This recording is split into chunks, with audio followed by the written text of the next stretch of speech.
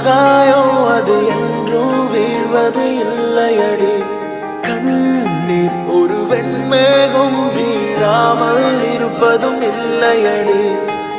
கடலுக்குள்ளே மீன் அழுதால் மீன் கண்ணீர் வெளியே தெரியாதே. உன்னை மெல்ல நீ உணர்ந்தால் உன் காதல் என்றும் பிரியாதே. காதல் ஒரு ஆகாயம் அது என்றும் வீழ்வது